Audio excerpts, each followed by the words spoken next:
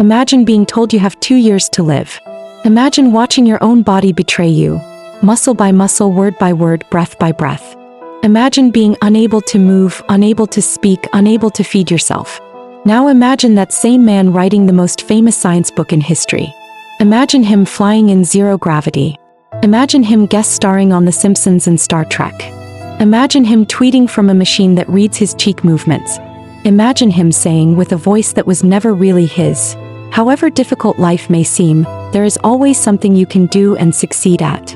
This is not a tragedy. This is the most hopeful story you will ever hear. Welcome to our channel. Today we are telling the story of Stephen William Hawking, the man who was told to give up and instead taught the universe to behave. Stephen Hawking was born on January 8, 1942, exactly 300 years after the death of Galileo Galilei. He liked to point this out. He had a mischievous sense of humor from the very beginning. His parents, Frank and Isabel, were educated but poor. They lived in a ramshackle house in North London. The family car was an old London taxi cab. They had no money, but they had books everywhere. Stephen was not the top student at St. Albans School. He was messy, restless, and lazy by his own admission. His handwriting was illegible. He never finished his homework properly. His teachers wrote reports saying, "Hawking will never amount to anything if he does not learn to apply himself." But here is the secret. Stephen was teaching himself things his teachers did not know. He built a simple computer out of old telephone relays. He and his friends built a primitive time machine. It didn't work, but they had fun trying. He loved board games, rowing, and classical music. He wanted to study mathematics at Oxford. But Oxford did not offer a mathematics degree at the time, so he studied physics instead. He later joked, "I was too lazy to change universities." At Oxford he was brilliant but not exceptional. He famously calculated that he worked about 1,000 hours during his entire 3-year degree, just over an hour a day.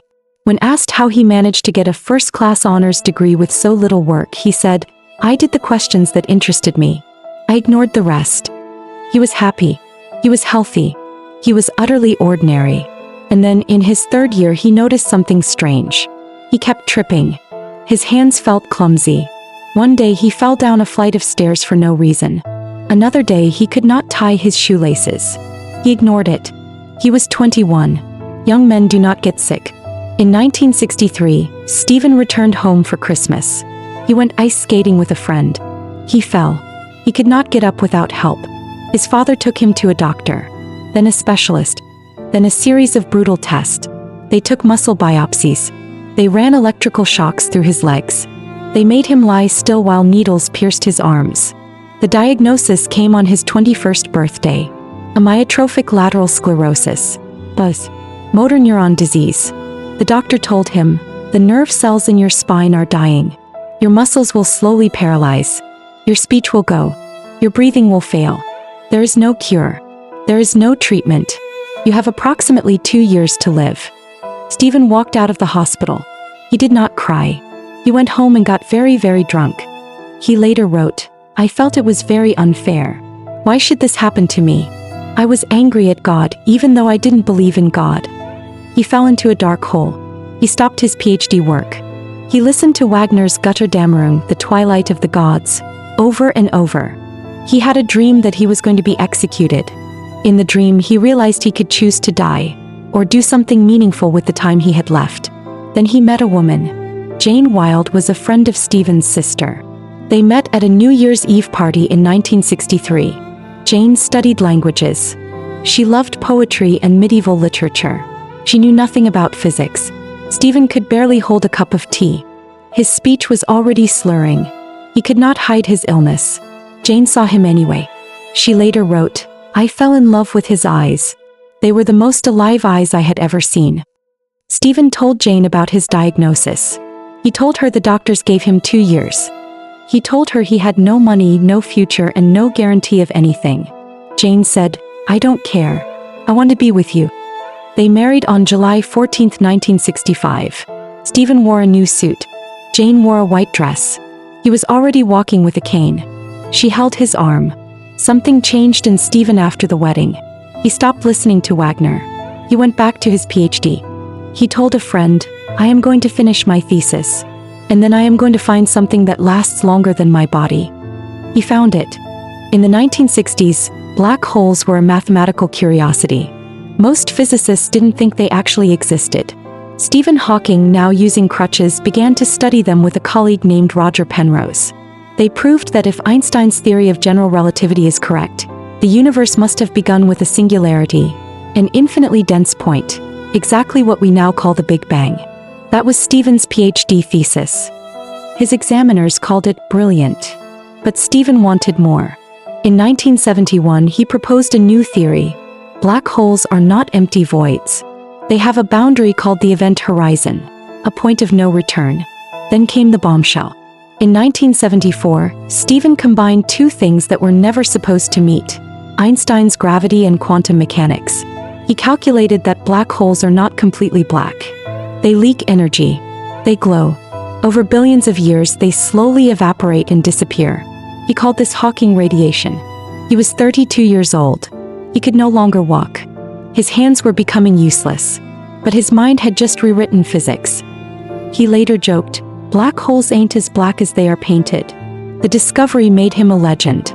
He was elected to the Royal Society at age 32, one of the youngest ever. He became the Lucasian Professor of Mathematics at Cambridge, the very chair that Isaac Newton once held. By 1985, Stephen could barely speak.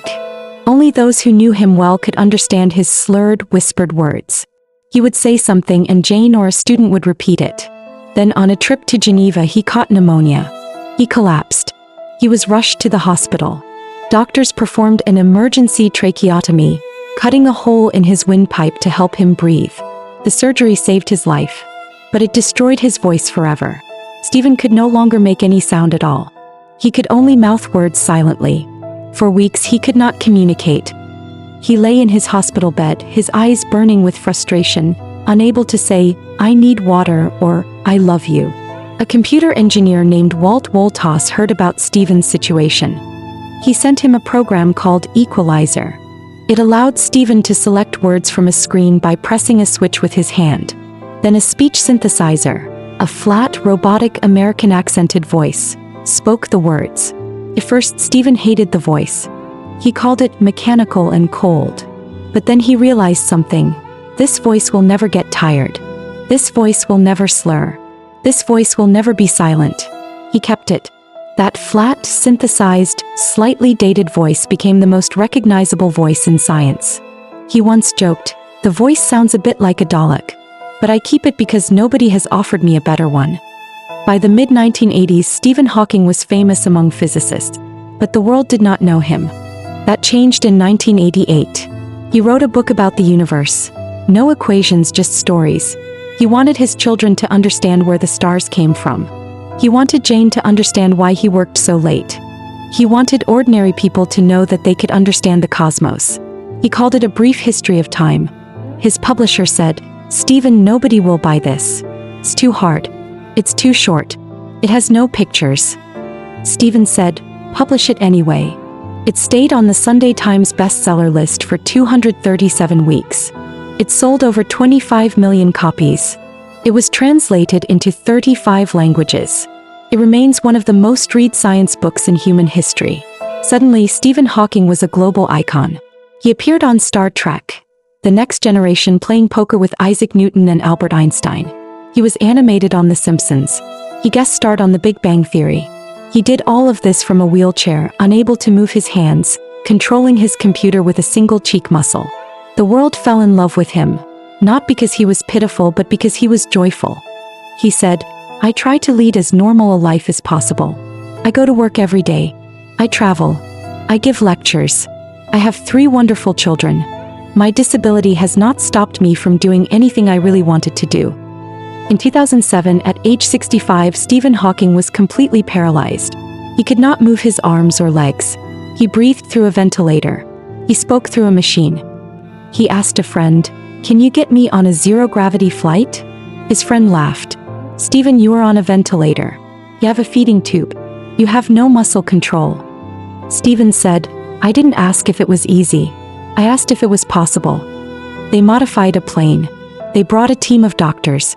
Stephen was lifted onto the aircraft in his wheelchair. The plane climbed to 32,000 feet. Then it dove. For 27 seconds, Stephen Hawking was weightless. He floated out of his wheelchair. He turned upside down. He did a somersault. He was grinning, a huge, toothy, unstoppable grin. When the flight landed, he said, "I have lived my entire life studying gravity. Now I have finally felt what it is like to be free of it. I could have gone on forever." That is hope. Not waiting for a cure. Not waiting for easier days. Finding joy in the impossible right now in the body you have. Stephen Hawking died on March 14, 2018. He was 76 years old. He had outlived his 2-year diagnosis by 55 years. He died on Albert Einstein's birthday.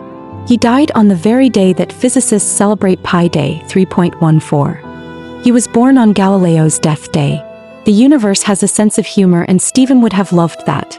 His final message to the world was not about black holes or time. It was about hope. He said, "Remember to look up at the stars and not down at your feet. Try to make sense of what you see and wonder about what makes the universe exist. Be curious. And however difficult life may seem, there is always something you can do and succeed at." To our audience in the USA, the UK, and Canada, you are watching this video in a world that tells you to give up when things get hard. You are told that if you are not perfect, you are broken. You are told that disability is tragedy, that aging is defeat, that illness is the end. Stephen Hawking laughed at all of that. He could not walk. He could not talk. He could not hold his own children. He could not wipe his own face. And he was the happiest man in any room. Why? Because he had work that mattered. Because he had curiosity that never died. Because he refused to confuse his body with his soul. You do not need a working body to have a working mind. You do not need a voice to have something to say.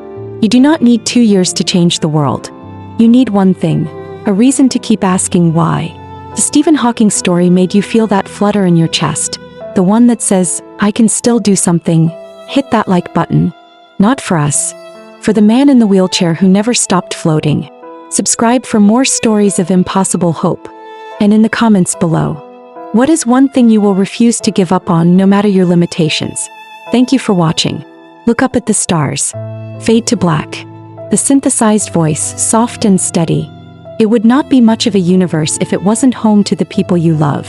Stephen Hawking.